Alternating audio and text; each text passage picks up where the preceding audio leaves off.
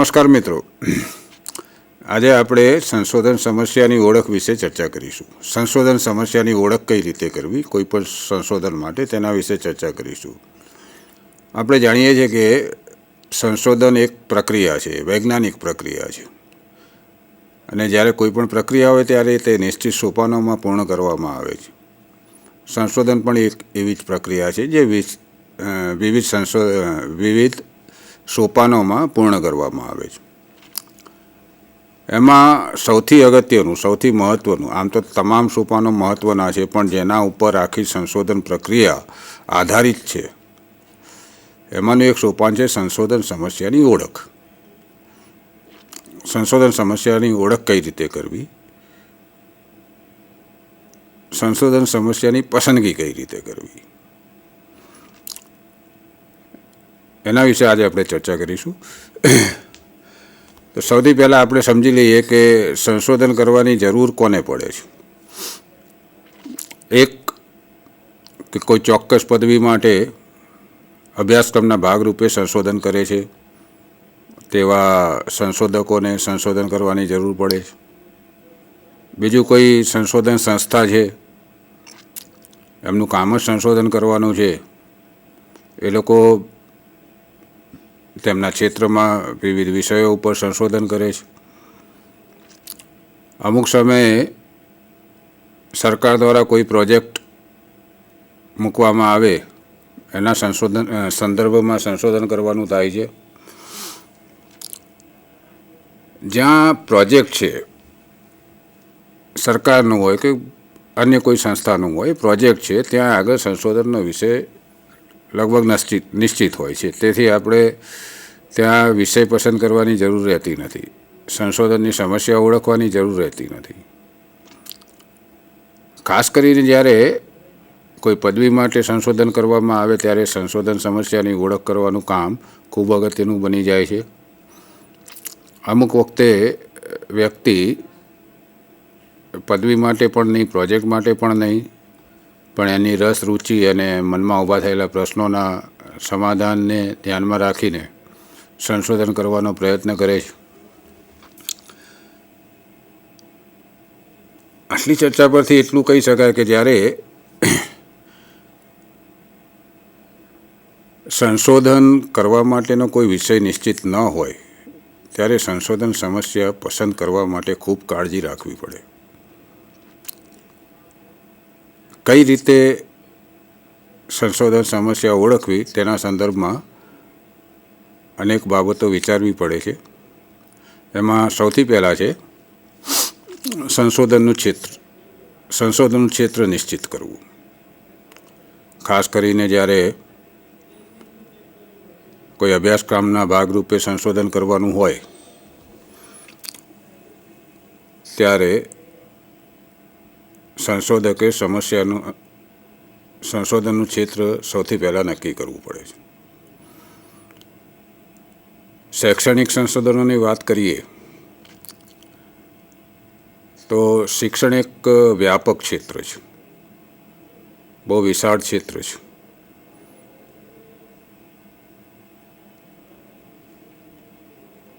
આ શિક્ષણના ક્ષેત્રમાં અનેક પેટા ક્ષેત્રો છે. ઘણી બધી બાબતો એની સાથે સંકળાયેલી છે, જેમ કે શિક્ષણનું મનોવિજ્ઞાન છે, પેડાગોજી છે, શિક્ષણનું શિક્ષણશાસ્ત્ર છે, શિક્ષણનું તત્વજ્ઞાન છે, શિક્ષણનું સમાજશાસ્ત્ર છે, શૈક્ષણિક પ્રૌદ્યોગિકી એટલે કે એજ્યુકેશનલ ટેકનોલોજી છે, પરીક્ષા પ્રણાલી છે, અધ્યયન પદ્ધતિઓ છે, આસપાસના સમુદાયનો સહકાર છે, સરકારી નીતિઓ છે, વિવિધ શિક્ષણ પંચો છે,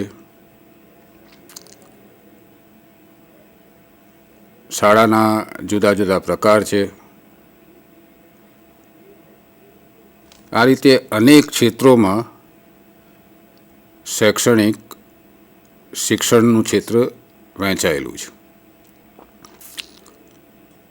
એટલે જ્યારે આપણે શૈક્ષણિક સંશોધનની વાત કરતા હોઈએ ત્યારે આ તમામ ક્ષેત્રોમાંથી કયા ક્ષેત્રમાં સંશોધન કરવું તેના વિશે વિચાર કરવો પડે. તે પહેલાં નક્કી કરવું પડે. અભ્યાસક્રમ પણ એક ક્ષેત્ર છે.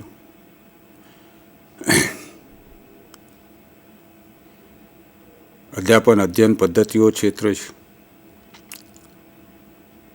એટલે સમસ્યાની ઓળખ કરતાં પહેલાં, સમસ્યા નિશ્ચિત કરતાં પહેલાં, સમસ્યા પસંદ કરતાં પહેલાં સંશોધકે વિચાર કરવો પડે કે આ તમામ ક્ષેત્રોમાંથી કયા ક્ષેત્રમાં સંશોધનની જરૂર છે, અથવા અમુક વખત એવું બને છે કે આ તમામ ક્ષેત્રમાંથી કોઈ ક્ષેત્રમાં કામ કરનારી વ્યક્તિ એના અનુભવને કારણે, એના અનુભવને આધારે કોઈ એક જે ક્ષેત્રમાં એ કામ કરે છે ત્યાં આગળ કોઈ સમસ્યા અનુભવે છે. એના મનમાં પ્રશ્નો ઊભા થાય છે. એનો ઉકેલ લાવવા માટે એ સંશોધન કરી શકે છે. તે સિવાય જો એવું ન બનતું હોય તો શૈક્ષણિક સંશોધન કરનારી વ્યક્તિએ આ તમામ ક્ષેત્રોમાંથી કોઈ એક ક્ષેત્ર પહેલાં પસંદ કરી લેવું જોઈએ. એની ક્ષમતાઓને ધ્યાનમાં રાખીને, જરૂરિયાતોને ધ્યાનમાં રાખીને કયા ક્ષેત્રમાં સંશોધન કરવા માગે છે તે એણે નક્કી કરી લેવું જોઈએ. સંશોધનના ક્ષેત્ર અંગે કેટલા ક્ષેત્રો હોઈ શકે, કયા કયા ક્ષેત્રો હોઈ શકે, તે અંગે વિવિધ લેખકોએ તેમની રીતે શૈક્ષણિક સંશોધનના જુદા જુદા ક્ષેત્રો જણાવ્યા છે. કદાચ તમામ લેખકો ક્ષેત્રોનું જે વર્ગીકરણ આપ્યું છે તેમાં એકસૂત્રતા ન જોવા મળે, પણ એ તમામ ક્ષેત્રોના પ્રકાર, તમામ લેખકોએ આપેલા ક્ષેત્રોના પ્રકારનો અભ્યાસ કરીએ તો આપણને ખ્યાલ આવે છે કે લગભગ શિક્ષણના તમામ ક્ષેત્રોને એ એક યા બીજી રીતે એમણે આવરી લીધા છે. તેથી સંશોધન કરનારે સૌથી પહેલાં આ ક્ષેત્રો વિશેની માહિતી મેળવી લેવી જોઈએ. કેટલા ક્ષેત્રો છે, કયા ક્ષેત્રો છે, અને કયા ક્ષેત્રમાં સંશોધન કરવામાં તેને સરળતા રહેશે, અથવા તો કયા ક્ષેત્રમાં સંશોધનની તાતી જરૂર છે, એના વિશે માહિતી મેળવી લેવી જોઈએ. અને સંશોધનના આ ક્ષેત્રો જાણવા માટે સંશોધકે સંદર્ભ સાહિત્યનો અભ્યાસ કરવો જોઈએ. એવા સંદર્ભ સાહિત્યનો અભ્યાસ કરવો જોઈએ કે જેમાં આ તમામ ક્ષેત્રો વિશે સામાન્ય માહિતી આપી હોય. એટલે પહેલો તબક્કો સંશોધન સમસ્યાની ઓળખ માટેનો સંશોધનના ક્ષેત્રની પસંદગી કરવી. એક વખત સંશોધનનું ક્ષેત્ર નક્કી થઈ ગયા પછી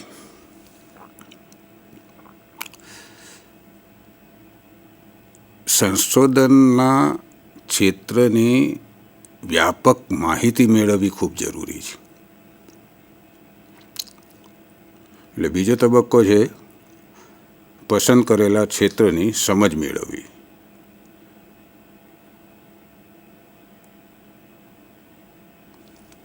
સંશોધન માટે જે ક્ષેત્ર પસંદ કરવામાં આવ્યું છે તેના તમામ પાસાઓનો ઝીણવટથી અભ્યાસ કરવો. એની વર્તમાન પરિસ્થિતિ શું છે, ભૂતકાળમાં શું પરિસ્થિતિ હતી, તે ક્ષેત્રમાં ભવિષ્યમાં વિકાસ થવાની સંભાવના શું છે, એના વિશે કોઈ માહિતી મળતી હોય તો એ મેળવી લેવી. ને આવી સમજ મેળવવા માટે ફરી પાછું સંદર્ભ સાહિત્યનો અભ્યાસ કરવો. એમાં એવા સંદર્ભ સાહિત્યનો અભ્યાસ કરવો કે જેમાં જે તે ક્ષેત્ર વિશેની વિશદ માહિતી આપવામાં આવી હોય. તે ક્ષેત્રના તમામ પાસાઓને સાંકળીને વિસ્તૃત રીતે ચર્ચા કરવામાં આવી હોય.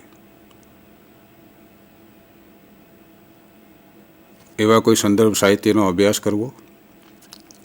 એક કરતાં વધારે સાહિત્યનો અભ્યાસ કરવો, એ સિવાય જે તે ક્ષેત્રમાં કામ કરનારી વ્યક્તિઓની મુલાકાત લેવી, તેમની પાસેથી જે તે ક્ષેત્રની વિવિધ બાબતો અંગે માહિતી મેળવવી, તેમની જોડે ચર્ચા કરીને જે તે ક્ષેત્રના વિવિધ પાસાઓને સમજવાનો પ્રયત્ન કરવો. તે સિવાય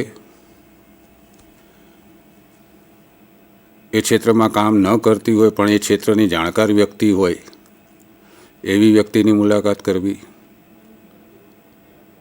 એ ક્ષેત્રની અભ્યાસુ વ્યક્તિ હોય એવી વ્યક્તિ સાથે મુલાકાત કરવી, એમની પાસેથી એ ક્ષેત્રને સમજવાનો પ્રયત્ન કરવો, હાલમાં એ ક્ષેત્રની પરિસ્થિતિ શું છે તે સમજવાનો પ્રયત્ન કરવો.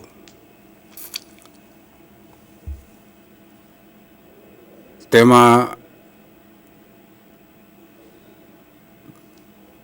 કયા પ્રશ્નો છે એ જાણવાનો પ્રયત્ન કરવો.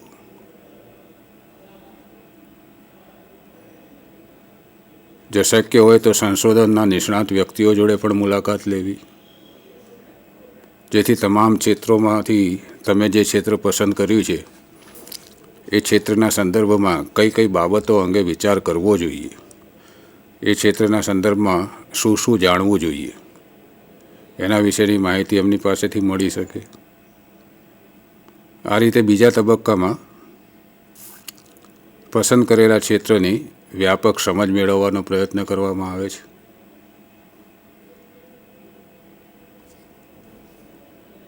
સંશોધનનું ક્ષેત્ર નક્કી કરી લીધું, પહેલા તબક્કે બીજા તબક્કે એના વિશેની સંપૂર્ણ માહિતી મેળવી લીધી, સમજ મેળવી લીધી. ત્યારબાદનો ત્રીજો તબક્કો આવે છે સંશોધન અવકાશ શોધવો.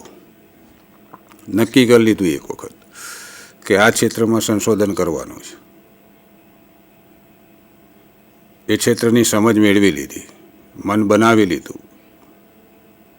અમુક વખતે એવું બને છે કે જેમ આગળ વાત કરી એમ કોઈ પ્રોજેક્ટ માટે કામ કરવું હોય તો જે ક્ષેત્રને લગતો પ્રોજેક્ટ હોય એ ક્ષેત્રને સમજવા માટે પણ આ બધી પ્રવૃત્તિઓ કરવી પડે, આ તમામ પ્રક્રિયાઓ કરવી પડે. ક્ષેત્રને સારી રીતે સમજી લીધા પછી ત્રીજો તબક્કો આવે છે સંશોધન અવકાશ શોધવો. ક્ષેત્ર નક્કી થઈ ગયું છે, આ ક્ષેત્રમાં સંશોધન કરવાનું છે, એ ક્ષેત્રના કયા પાસાને ધ્યાનમાં રાખીને સંશોધન કરવાનું છે તે વિચારીને સંશોધન અવકાશ શોધવો એ ત્રીજો તબક્કો છે. સંશોધન અવકાશ શોધવા માટે ફરી પાછો સંદર્ભ સાહિત્યનો અભ્યાસ કરવો પડે છે. અહીંયા આપણે સમજી લઈએ, અગાઉમાં જે સંદર્ભ સાહિત્યનો અભ્યાસ કરવાની વાત હતી એ બધા સૈદ્ધાંતિક સાહિત્યની વાતો હતી, જે તે ક્ષેત્રને લગતી બાબતો સમજવાની વાત હતી. પણ હવે મારે સમસ્યા નક્કી કરવી છે. મારે હવે સંશોધન પ્રક્રિયાનું પ્રારંભ બિંદુ, કેન્દ્ર બિંદુ નક્કી કરવું છે. મારે હવે સંશોધન સમસ્યા માટેનો ચોક્કસ પ્રશ્ન નિશ્ચિત કરવો છે કે કઈ બાબતને ધ્યાનમાં રાખીને સમગ્ર સંશોધન પ્રક્રિયા કરવાની છે. તો એ માટે ત્રીજા તબક્કે સંશોધન અવકાશ શોધવાની વાત આવે છે. સંશોધન અવકાશ શોધવો એટલે શું? તો જે ક્ષેત્રમાં આપણે સંશોધન કરવાની વાત વિચારી છે એ ક્ષેત્રમાં પહેલાં પણ ઘણા સંશોધનો થઈ ગયા હશે.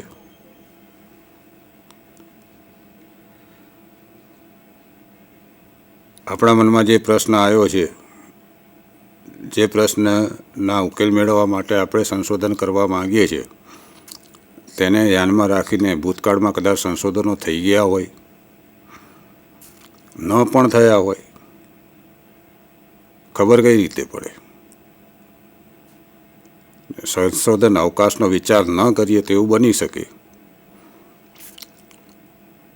કે જે પ્રશ્ન આપણે વિચાર્યો છે એ જ પ્રશ્ન ઉપર, એ જ સમસ્યા ઉપર અગાઉ અનેક સંશોધનો થઈ ગયા હોય ને આપણે જે સંશોધન કરીએ છીએ એનું પુનરાવર્તન થાય. તેથી સંશોધન અવકાશ શોધવો કે આપણે પસંદ કરેલા ક્ષેત્રમાં કયા પાસાને ધ્યાનમાં રાખીને, પસંદ કરેલ ક્ષેત્રમાં કઈ સમસ્યાને ધ્યાનમાં રાખીને સંશોધન કરવું તે નક્કી કરવાની વાત અહીંયા છે. સંશોધન અવકાશ શોધવા માટે આપણને મદદરૂપ થાય છે સંદર્ભ સાહિત્ય, સંશોધન સાહિત્ય, પૂર્વે થયેલા સંશોધનોનું સાહિત્ય, પૂર્વે થયેલા સંશોધનના અહેવાલો.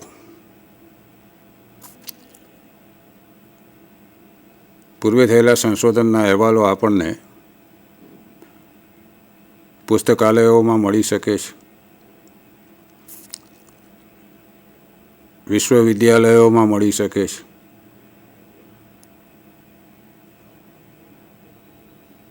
જે કોલેજીસમાં સંશોધન એક વિષય તરીકે ચાલતો હોય તેવી કોલેજમાં મળી શકે છે.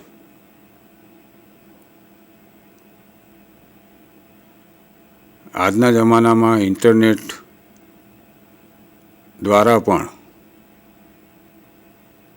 સ્થાનિક કક્ષાએ, પ્રાદેશિક કક્ષાએ, રાષ્ટ્રીય કક્ષાએ કે આંતરરાષ્ટ્રીય કક્ષાએ સ્થાનિક સંસ્થા દ્વારા, પ્રાદેશિક સંસ્થા દ્વારા, રાષ્ટ્રીય સંસ્થા દ્વારા કે આંતરરાષ્ટ્રીય સંસ્થા દ્વારા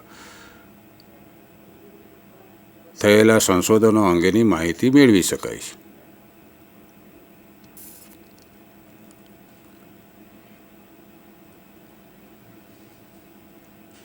સંશોધન અહેવાલોનો અભ્યાસ કરીને જે ક્ષેત્રમાં આપણે સંશોધન કરવા માગીએ છીએ તે ક્ષેત્રને લગતા સંશોધન અહેવાલોનો અભ્યાસ કરીને આપણે જાણી શકીએ છીએ કે આ ક્ષેત્રમાં કઈ કઈ સમસ્યા ઉપર કામ થયેલા છે.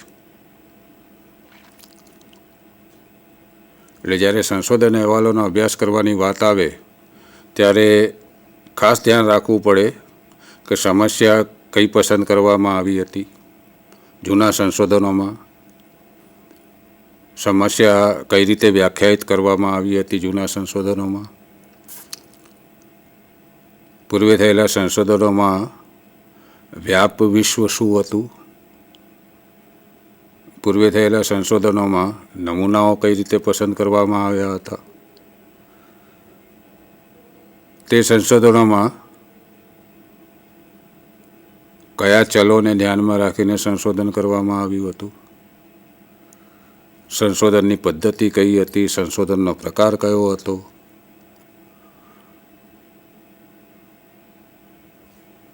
સંશોધન માટે કયા ઉપકરણનો ઉપયોગ કરવામાં આવ્યો હતો,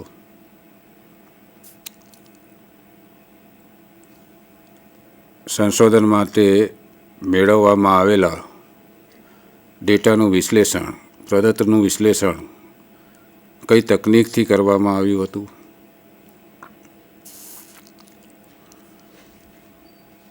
સંશોધનના હેતુઓ કયા હતા, સંશોધન પ્રશ્નો જો હોય તો કેવા હતા, પૂર્વે થયેલા સંશોધનોમાં ઉત્કલ્પનાઓની રચના કરવામાં આવી હતી તો કયા કયા પ્રકારની હતી, કેવી હતી, શું હતું, એમાં ઉત્કલ્પનામાં કઈ બાબતોને ધ્યાનમાં રાખીને શાની તપાસ કરવા માટે ઉત્કલ્પનાઓની રચના કરવામાં આવી હતી.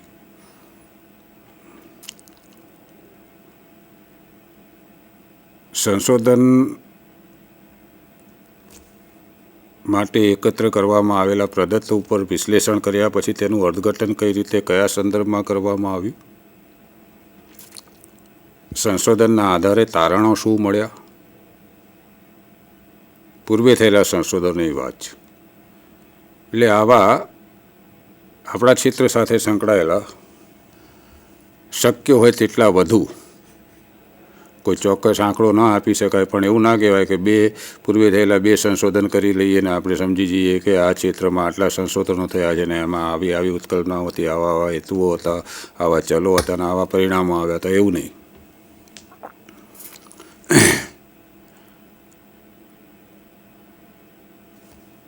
તમામ પ્રકારના જે પસંદ થયેલા તમામ સંશોધન અહેવાલો છે એમાં આ તમામ બાબતોનો આપણે અભ્યાસ કરવો જોઈએ.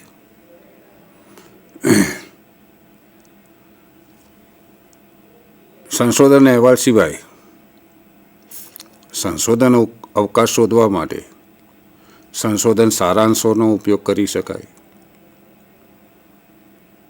કારણ કે સ્વાભાવિક વસ્તુ છે કે સ્થાનિક કક્ષાએ થયેલા સંશોધનના અહેવાલો તો કોઈ કોલેજ કે પુસ્તકાલયનો સંપર્ક સાધીને આપણે મેળવી શકીએ છીએ,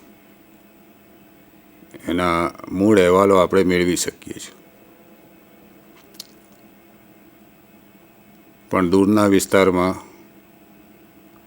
બીજા રાજ્યમાં, બીજા રાષ્ટ્રમાં થયેલા સંશોધનોના મૂળ અહેવાલ મેળવવાનું કામ અઘરું છે.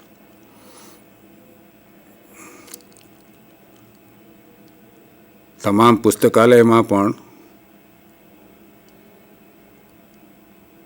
તમામ સંશોધનોના અહેવાલ હોય એ શક્ય નથી. તો આવા સંજોગોમાં સંશોધન અહેવાલ ન મળે તો શું કરવું? તો તેવા સંજોગોમાં સંશોધન સારાંશનો ઉપયોગ કરવો. ઘણી બધી સંસ્થાઓ છે જે કોઈ ચોક્કસ ક્ષેત્રમાં થયેલા સંશોધનો અંગેની માહિતી સંશોધન સારાંશ સ્વરૂપે રજૂ કરતી હોય છે. શિક્ષણના ક્ષેત્રમાં વાત કરીએ તો આવા સંશોધન સારાંશ ફર્સ્ટ સર્વે ઓફ એજ્યુકેશનલ રિસર્ચથી માંડીને 7th survey of educational research સુધીમાં કરવામાં આવેલા છે. શરૂઆતના 4 સર્વે જે શૈક્ષણિક સંશોધનના સારાંશો રજૂ કરતા જે સર્વેક્ષણો કરવામાં આવ્યા હતા તેને પુસ્તક સ્વરૂપે એક મહાગ્રંથ સ્વરૂપે રજૂ કરવામાં આવેલા છે. આ સિવાય આજે અનેક સરકારી, બિનસરકારી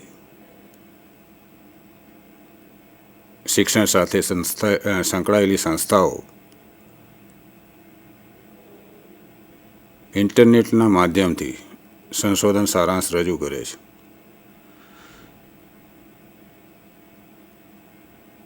અમુક સંસ્થાઓ સામયિક સ્વરૂપે સંશોધન સારાંશ રજૂ કરે છે. જેમ કે ભારતમાં NCERT દ્વારા દર 6 મહિને જૂન, જાન્યુઆરી અને જુલાઈમાં છેલ્લા 6 મહિનામાં PhD કક્ષાએ, MPhil કક્ષાએ શિક્ષણના ક્ષેત્રમાં થયેલા સંશોધનોના સારાંશ ઇન્ટરનેટના માધ્યમથી રજૂ કરવામાં આવે છે. ઇન્ડિયન એજ્યુકેશનલ એબ્સ્ટ્રેક્ટના નામે ઇન્ટરનેટ દ્વારા નિશ્ચિત સમયે સંશોધન સારાંશ રજૂ કરવામાં આવે છે. એટલે જો સંશોધન અહેવાલ ના મળે તો સંશોધન સારાંશનો અભ્યાસ કરવો જોઈએ. મોટાભાગના સંશોધન સારાંશમાં સંશોધનની સમસ્યા, સંશોધકનું નામ, સંશોધનનું વર્ષ, જો યુનિવર્સિટી કક્ષાએ સંશોધન થયેલું હોય તો યુનિવર્સિટીનું નામ, કોઈ અન્ય સંસ્થાએ શૈક્ષણિક સંશોધન કર્યું હોય તો એ સંસ્થાનું નામ, સંશોધનના હેતુઓ, ઉત્કલ્પનાઓ, ચલો, વ્યાપ વિશ્વ, નિદર્શ, સંશોધન ઉપકરણ,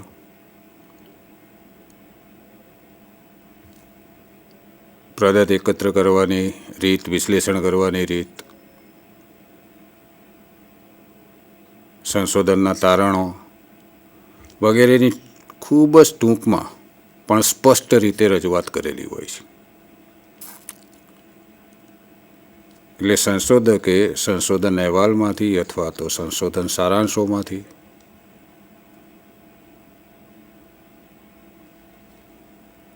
પૂર્વે થયેલા સંશોધનો અંગેની આટલી માહિતી મેળવી લેવી જોઈએ, જે આગળ આપણે ચર્ચા કરી હતી.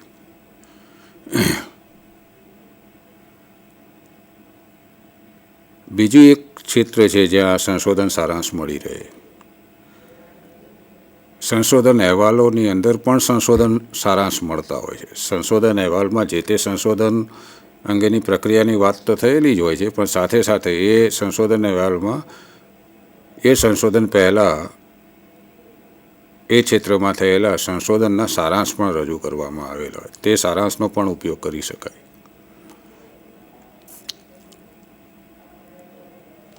એટલે આ તમામ પ્રકારની માહિતી પૂર્વે થયેલા સંશોધન અંગે મેળવ્યા પછી સંશોધન અવકાશ નક્કી કરવામાં આવે, સંશોધન અવકાશ શોધવામાં આવે છે. એના માટે પૂર્વે થયેલા સંશોધનોની સમીક્ષા કરવામાં આવે છે. એ સમીક્ષા પાછી બે રીતે થાય છે. એક તો સંયોજનાત્મક સમીક્ષા અને બીજી અધિવિશ્લેષણ આધારિત સમીક્ષા. સંયોજનાત્મક સમીક્ષામાં જેટલા પણ પૂર્વે થયેલા સંશોધનો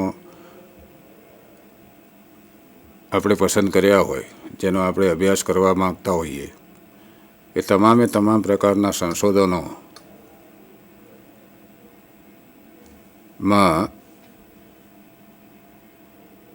હેતુઓ, ઉત્કલ્પનાઓ, ચલ, સંશોધન ઉપકરણ, વ્યાપ વિશ્વ, નિદર્શ,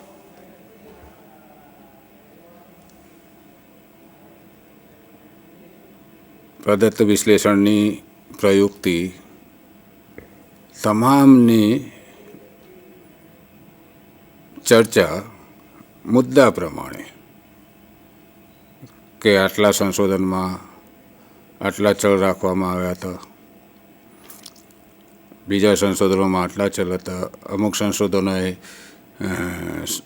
આ બાબતને ધ્યાનમાં રાખીને ઉત્કલ્પનાની રચના કરી હતી, અમુક સંશોધનોએ એની આખી એક સમીક્ષા મુદ્દા પ્રમાણે તમામ સંશોધનોને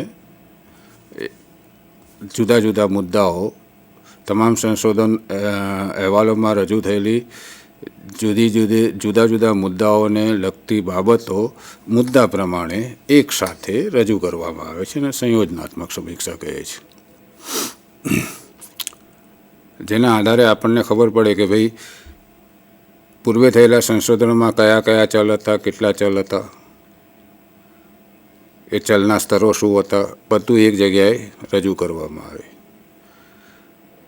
વ્યાપ વિશ્વ કયા કયા વિસ્તારને ધ્યાનમાં રાખીને નક્કી કરવામાં આવ્યું હતું, બધું એક જગ્યાએ રજૂ કરવામાં આવે. એક મુદ્દા હેઠળ રજૂ કરવા. કયા કયા સંશોધન ઉપકરણોનો ઉપયોગ કરવામાં આવ્યો હતો, સ્વનિર્મિત સંશોધન ઉપકરણ કયા હતા, કેટલા હતા, કેટલા સંશોધકોએ તૈયાર ઉપકરણની પસંદગી કરી હતી. આ તમામ માહિતી એક સાથે એક મુદ્દા હેઠળ એટલે કે આ જે મુદ્દાઓ કયા છે તમામ મુદ્દાઓના સંદર્ભમાં તમામ સંશોધનોની માહિતી જે તે મુદ્દાના શીર્ષક હેઠળ રજૂ કરવામાં આવે છે. તેથી એક ખ્યાલ આવે કે આ તમામ બાબતોને લગતી પૂર્વે થયેલા સંશોધનોમાં તરાહ શું હતી, કઈ દિશામાં આ લોકો કામ કરી રહ્યા હતા, એનો ખ્યાલ આવે. બીજી સમીક્ષા થાય છે અધિવિશ્લેષણાત્મક સમીક્ષા. આમ તો અધિવિશ્લેષણનો બહુ વ્યાપક અર્થ છે. અધિવિશ્લેષણ કરવું એટલે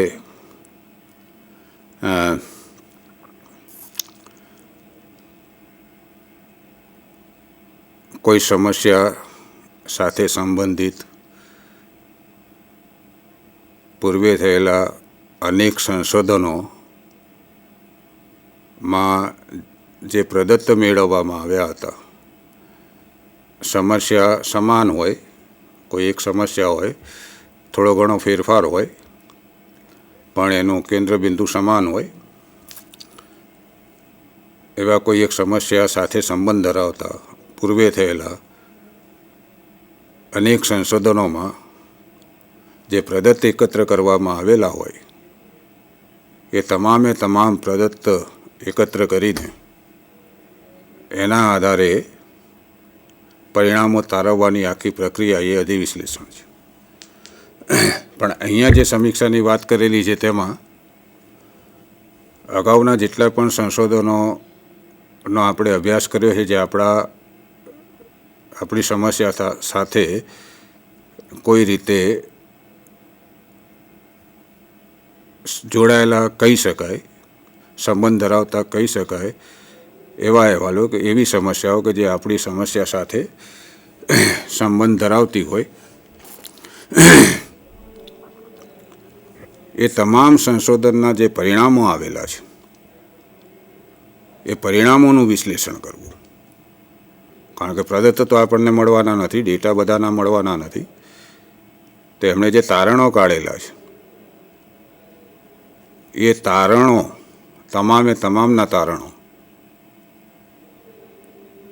વિશ્લેષણ કરવું.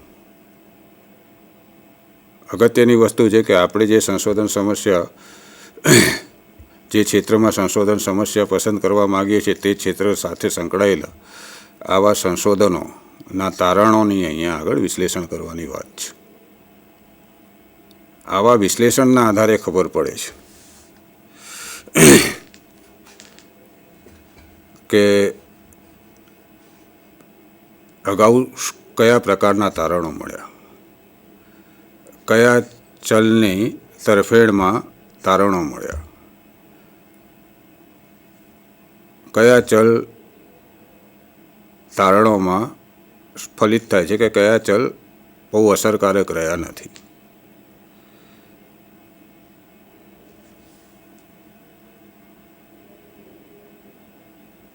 અમુક વખતે એવું બને છે કે કોઈ એક સંશોધકે કોઈ એક ચલના સંદર્ભમાં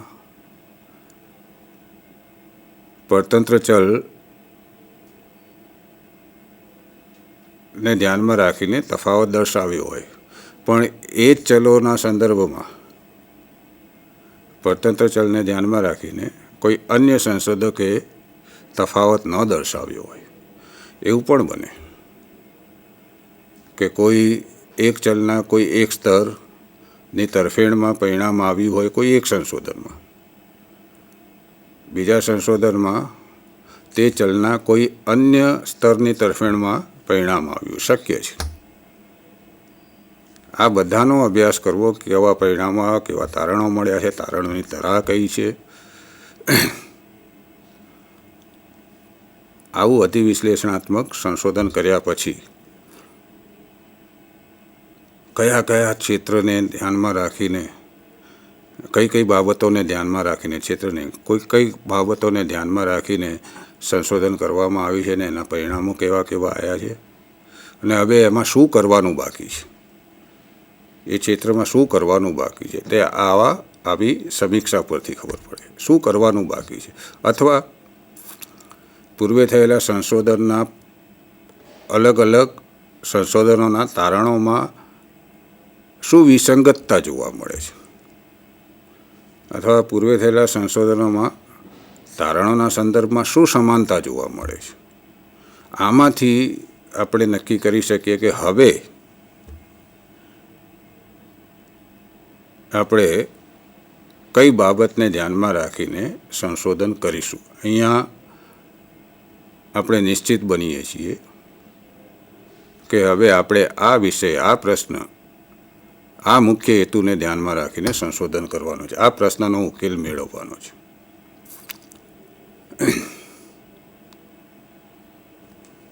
આને કહેવાય સંશોધન અવકાશ શોધવો. અને અને આવી સમીક્ષાના આધારે જ આપણને આપણા સંશોધન માટેના ચલોની માહિતી મળે છે. કયા ચલો રાખી શકાય એનો ખ્યાલ આવે છે. કયા કયા ઉપકરણોનો ઉપયોગ કરી શકાય તેનો ખ્યાલ આવે છે. વ્યાપ વિશ્વ આપણે ક્યાં નક્કી કરવું, કોને ધ્યાનમાં રાખીને સંશોધન કરવું, કયા વ્યાપ વિશ્વને ધ્યાનમાં રાખીને સંશોધન કરવું, તે આવી સમીક્ષાના આધારે ખ્યાલમાં આવે છે. એટલે આ જે વિશ્લેષણનું કામ છે, આ જે સમીક્ષાનું કામ છે, પૂર્વે થયેલા સંશોધન અહેવાલો અને સંશોધન સારાંશો, એ ખૂબ જ અગત્યનું છે. એમાં જેટલી ચીવટ રાખવામાં આવે તેટલી ચોકસાઈ સાથે આપણે સંશોધન માટેની સમસ્યા નિશ્ચિત કરી શકીએ છીએ. એવી સમસ્યા નિશ્ચિત કરી શકીએ છીએ કે જે ઉપયોગી બને, જે સમસ્યાનો ઉકેલ મેળવવાથી જ્ઞાનમાં વધારો થાય, વૃદ્ધિ થાય, જ્ઞાનનો વિકાસ થાય, એ સંશોધનના તારણોનો અમલ કરી શકાય. જે તે ક્ષેત્રમાં સુધારાલક્ષી કાર્યો કરી શકાય.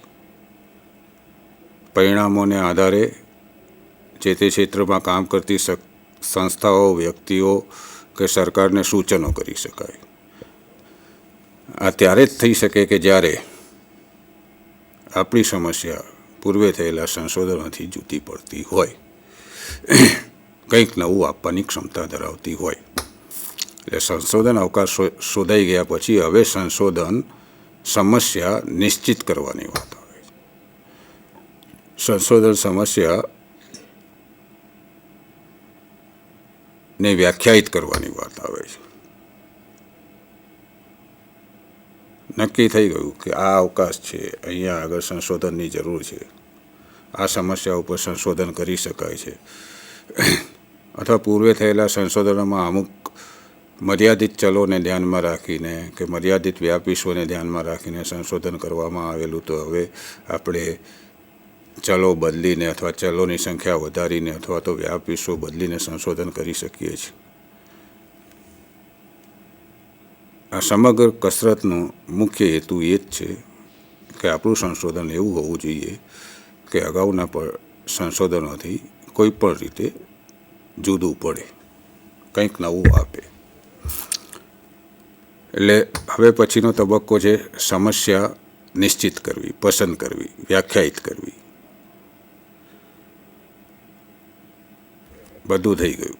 ક્ષેત્ર પસંદ થઈ ગયું, ક્ષેત્રનો અભ્યાસ થઈ ગયો, સંશોધન અવકાશ શોધી લીધો, સંશોધન અહેવાલો વાંચી લીધા, સંશોધન સારાંશો વાંચી લીધા, એનું વિશ્લેષણ કરી લીધું. હવે છે સમસ્યા પણ નક્કી કરી લીધી છે. હવે સમસ્યાને વ્યાખ્યાયિત કરવાની વાત છે. તો સમસ્યા નિશ્ચિત થઈ ગયા પછી સમસ્યાને વ્યાખ્યાયિત કરતાં પહેલાં સંશોધકે અમુક બાબતો વિચારી લેવી જોઈએ. ભલે સમસ્યા નક્કી કરી લીધી છે, શક્ય હોય તો એ ક્ષેત્રમાં જો આપણે સ્વતંત્ર હોઈએ તો એક કરતાં વધુ સમસ્યાઓ નિશ્ચિત કરવી જોઈએ.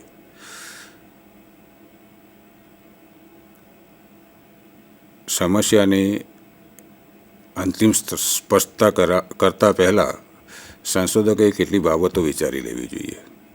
એમાં સૌથી પહેલી વસ્તુ કે જે સમસ્યા પર તે કામ કરે છે, કરવા માગે છે, તે સમસ્યા વ્યવહારિક છે કે નહીં, એટલે એની વ્યવહારિકતા શોધી લેવી પડે. બધી કસરત કર્યા પછી, સંશોધન અવકાશ શોધ્યા પછી સમસ્યા નિશ્ચિત કરી અને એની કોઈ વ્યવહારિક ઉપયોગિતા જ ન હોય, એ સમસ્યા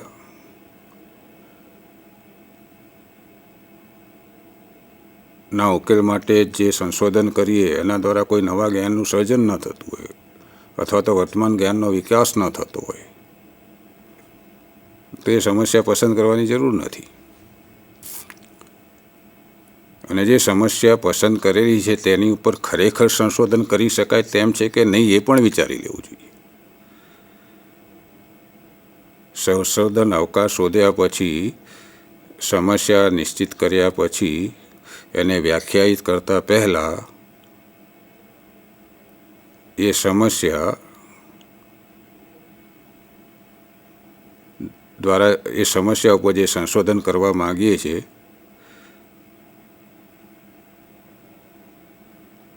એ સમસ્યાનો ઉકેલ સંશોધન વગર પણ મેળવી શકાય છે કે નહીં એની પણ તપાસ કરી લેવી જોઈએ. આપણે સમસ્યા નિશ્ચિત કરી છે, હજી વ્યાખ્યાયિત નથી કરી, તો ફરી એક વખત વિચાર કરી લેવો જોઈએ કે આ જેટલા પણ ઉપલબ્ધ સાહિત્યનો આપણે અભ્યાસ કર્યો છે તે સિવાય પણ હજી કોઈ શક્યતા હોય તો એ સમસ્યા ઉપર નજીકના ભૂતકાળમાં કોઈ કામ થયેલું છે કે નહીં એની જો અન્ય કોઈ જગ્યાએથી માહિતી મળતી હોય તો મેળવી લેવી જોઈએ. તો સમસ્યાની વ્યવહારિકતા સંશોધનની વ્યવહારિકતા જળવાઈ રહે. એટલે સંશોધન સમસ્યા ફાઇનલ કરતી વખતે, એને અંતિમ સ્વરૂપ આપતી વખતે, એને વ્યાખ્યાયિત કરતી વખતે, એને શાબ્દિક સ્વરૂપમાં લખતી વખતે આ વિચાર કરી લેવો પડે. એટલે સંશોધનની વ્યવહારિકતા નક્કી કરી લેવી પડે.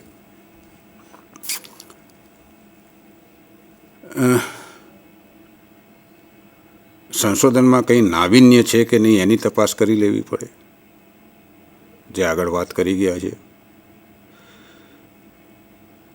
વ્યવહારિકતાના સંદર્ભમાં જ વાત ચાલે છે.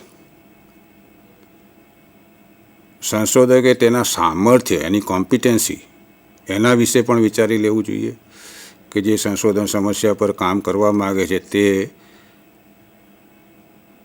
સમસ્યાના સંદર્ભમાં સંશોધન કરવાની ક્ષમતા તેની પાસે છે કે નહીં.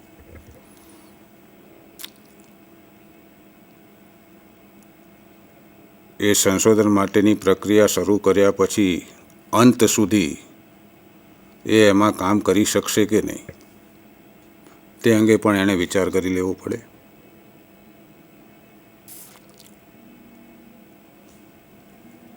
બીજી અગત્યની વસ્તુ કે એ સંશોધન સમસ્યામાં જે આપણે નક્કી કરીએ છીએ એમાં સંશોધનાત્મકતા હોવી જોઈએ.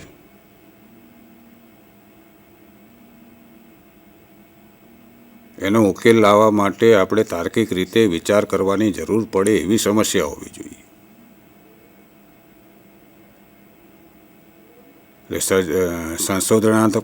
સંશોધનાત્મકતા એ સંશોધન સમસ્યાનું અગત્યનું પરિબળ બની જાય છે, અગત્યનું પાસું બની જાય. તેના અંગે વિચાર કરવો જ પડે.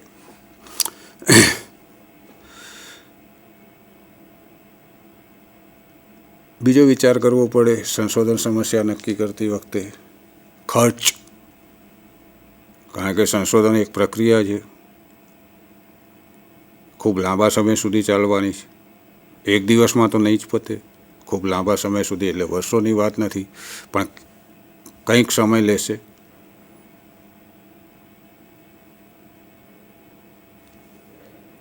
માહિતી એકત્ર કરવા માટે, સંશોધન અહેવાલ લખવા માટે, પુસ્તકાલયોની મુલાકાત લેવા માટે,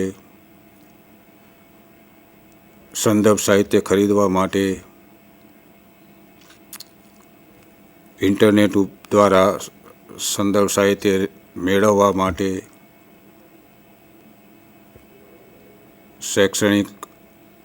સંશોધન ઉપકરણ તૈયાર કરવા માટે અનેક ખર્ચ કરવા પડે છે.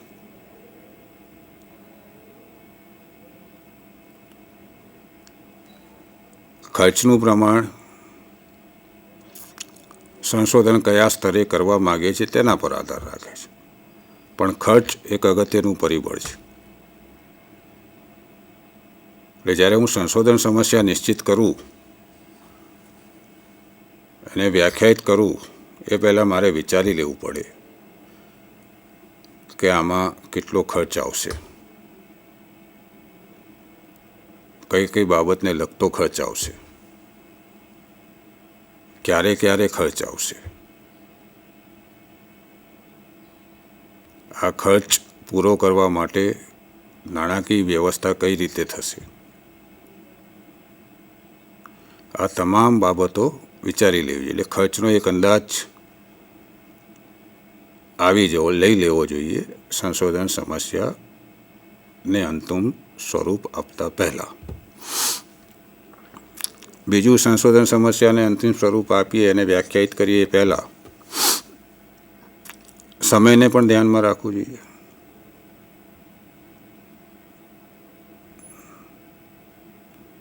વાત કરીએ એમ કોઈ પણ સંશોધન એક દિવસમાં પૂર્ણ થતું નથી.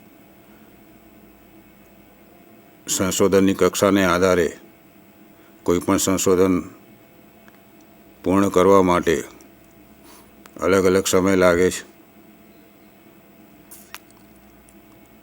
તમામે તમામ કાર્ય કરવા માટે સમય આપવો પડે છે. સંશોધન પ્રક્રિયા સાથે સંકળાયેલા તમામ કામ કરવા માટે સમય આપવો પડે છે. તેથી સમસ્યાને વ્યાખ્યાયિત કરતાં પહેલાં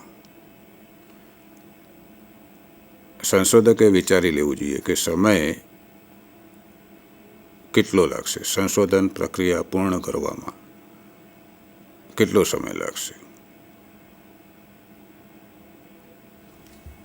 એ સમયને ધ્યાનમાં રાખીને જો સંશોધનનો વ્યાપ વધારવામાં આવે તો સ્વાભાવિક છે સમય વધારે જાય. એટલે સંશોધન સમસ્યાને અંતિમ સ્વરૂપ આપતા પહેલાં સમયનો પણ ખ્યાલ મેળવી લેવો જોઈએ. સમય અંગે પણ વિચાર કરી લેવો જોઈએ. પછી સંશોધન સમસ્યા ફાઇનલ કરતા પહેલાં સંશોધકે સમગ્ર સંશોધન પ્રક્રિયા પર તે નિયંત્રણ રાખી શકશે કે નહીં તેના અંગે વિચાર કરી લેવો જોઈએ. જે સમસ્યાને આધારે જે સમસ્યાનો ઉકેલ મેળવવા માટે તે સંશોધન કરવા માગે છે તે સંશોધન પ્રક્રિયાના વિવિધ સોપાને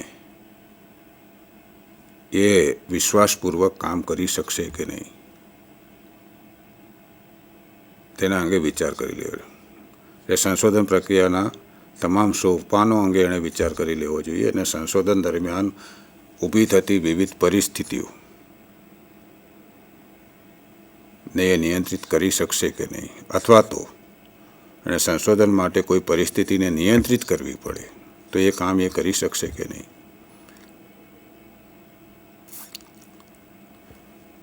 આ અંગે પણ એણે વિચાર કરી લેવો જોઈએ.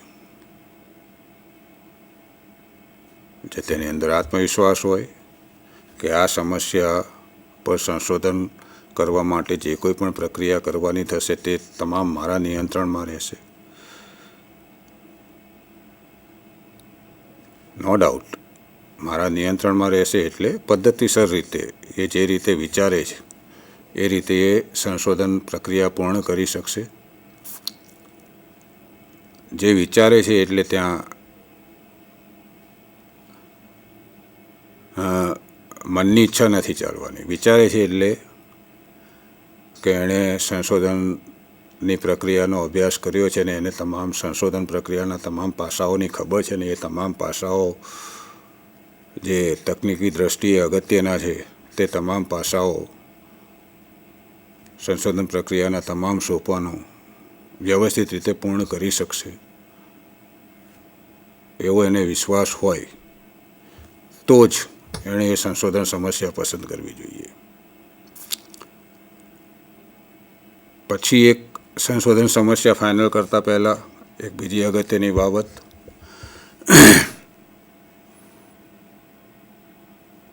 કે ક્ષેત્ર એણે પસંદ કર્યું છે. આપણે આગળ વાત કરી ગયા. ક્ષેત્ર પસંદ કરતી વખતે સારો એવો એને અભ્યાસ કર્યો છે, કાં તો એનો અનુભવ થયો છે, ક્ષેત્રની સમજ મેળવી લીધી છે. સંશોધન નિકાસ શોધવા માટે પૂર્વે થયેલા સંશોધનોનો અભ્યાસ કર્યો છે. એ અભ્યાસ સંશોધન અહેવાલો ઉપરથી કે સંશોધન સારાંશો પરથી કર્યો છે.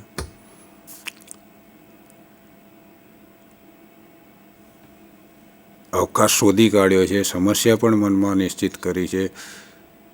અને આ બધી પ્રક્રિયા દરમિયાન કોક ન કોક જગ્યાએ એની રુચિ પણ ફલિત થતી જ હશે. જો ખરેખર એ સંશોધન કરવા માગતો હોય તો એની રુચિ એ ફલિત થતી હશે. એની રુચિ પ્રમાણે સંશોધન સમસ્યા પસંદ કરવાનો પ્રયત્ન કરશે. અને જો આવું બને તો સમગ્ર સંશોધન પ્રક્રિયા એ ખૂબ દિલથી રુચિપૂર્ણ રીતે પૂર્ણ કરી શકશે.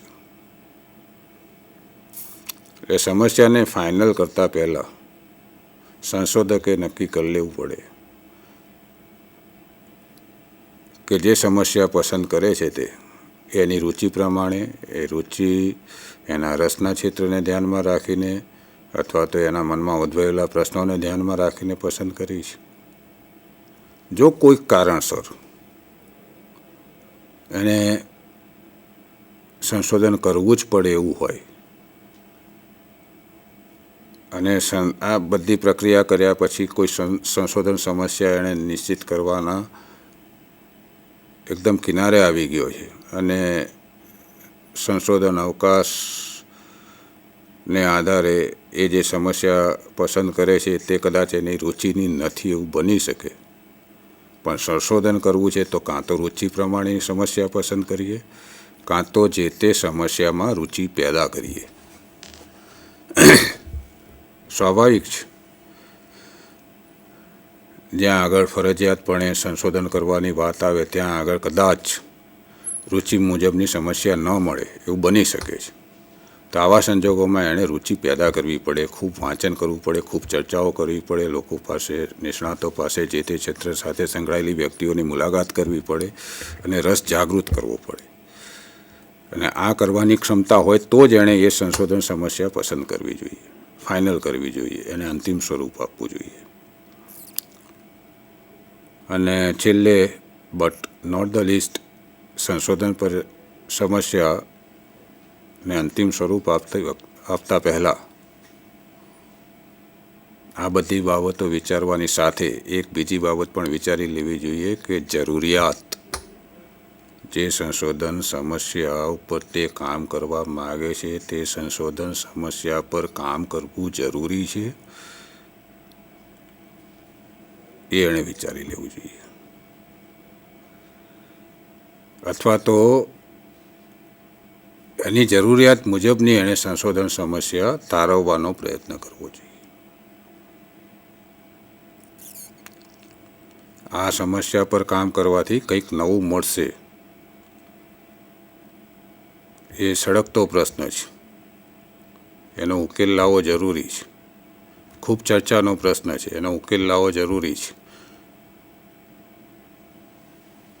આ સમસ્યાનો ઉકેલ લાવવાથી આ ક્ષેત્રમાં આટલા સુધારા થઈ શકે છે, એટલે જરૂરિયાત અંગે પણ એણે વિચાર કરી લેવો જોઈએ. એટલે સંશોધન ક્ષેત્રની પસંદગી, સંશોધન ક્ષેત્રની સમજ મેળવવી, સંશોધન અવકાશ શોધવો, સમસ્યા પસંદ કરવી, એમાં આટલી બાબતો ધ્યાનમાં રાખવી. અને હવે આટલું થઈ ગયા પછી સંશોધન સમસ્યાનું શીર્ષક નક્કી કરવું. હવે એને અંતિમ સ્વરૂપ આપવું, શીર્ષકને, સંશોધન સમસ્યાના શીર્ષકને. શીર્ષક એટલે મુખ્ય પ્રશ્ન, શીર્ષક એટલે સંશોધન માટેનો મુખ્ય હેતુ. એને વ્યવસ્થિત શબ્દોમાં વ્યાખ્યાયિત કરવું. સમસ્યાનું શીર્ષક નિશ્ચિત કર્યા પછી જ્યારે વ્યાખ્યાયિત કરવાની વાત આવે છે ત્યારે એક વસ્તુ ધ્યાન રાખવી કે સમસ્યા શીર્ષક એવું હોવું જોઈએ કે જેને વાંચ્યા પછી વાંચનારને ખબર પડે કે આ સંશોધનનો વ્યાપ શું હશે. વ્યાપ વિશ્વની વાત નથી, કયા ક્ષેત્રને ધ્યાનમાં રાખીને સંશોધન કરવામાં આવશે, કમસે કમ એટલી સ્પષ્ટતા થવી જોઈએ. પણ જ્યારે શીર્ષક સ્વરૂપે આપણે સમસ્યા લખતા હોઈએ તો સ્વાભાવિક છે કે એકદમ સુસ્પષ્ટ સંશોધક શું કરવા માગે છે ખરેખર એ કદાચ સંશોધન સમસ્યા પરથી સ્પષ્ટ ન થાય, શીર્ષક પરથી કદાચ સ્પષ્ટ ન થાય તો સમસ્યા શીર્ષક લખ્યા પછી નિશ્ચિત કર્યા પછી એણે સમસ્યા કથન કરવું જોઈએ. સમસ્યા શીર્ષક અલગ વસ્તુ છે. એ સમસ્યાને વ્યાખ્યાયિત કરવાની વાત છે, સમસ્યાને નિશ્ચિત શબ્દોમાં પ્રગટ કરવાની વાત છે. જ્યારે સમસ્યા કથન જે બાબત સમસ્યા શીર્ષકમાં સ્પષ્ટ ન થતી હોય એ બાબત સમસ્યા કથનમાં દર્શાવવી જોઈએ. સમસ્યા શીર્ષક નક્કી કર્યા પછી સમસ્યા કથનમાં તેણે દર્શાવવું જોઈએ કે તે ખરેખર શું કરવા માગે છે, આ સમસ્યા શીર્ષકના સંદર્ભમાં શું ઉકેલ મેળવવા માગે છે.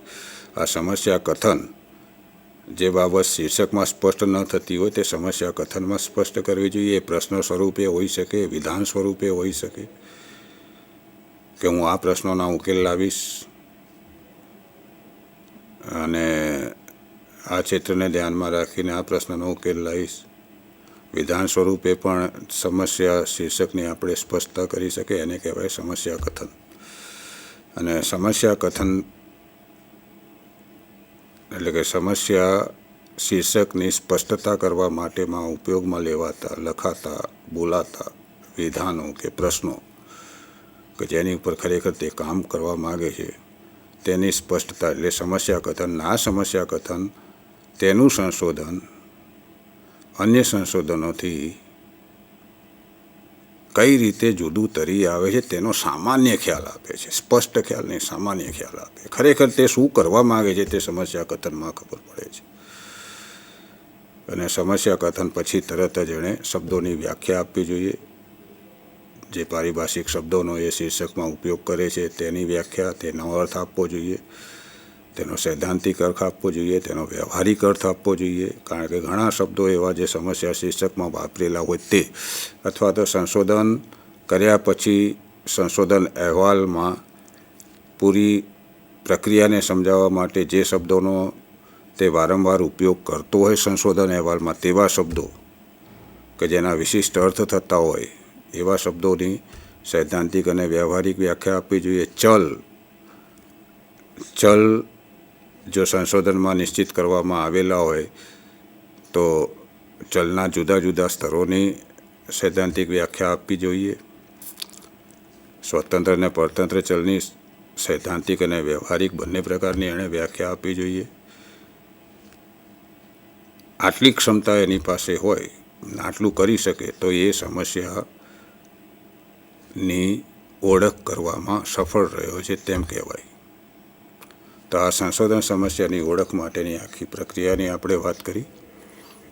હવે આપણે અહીંયા વિરમીએ છીએ. Thank you.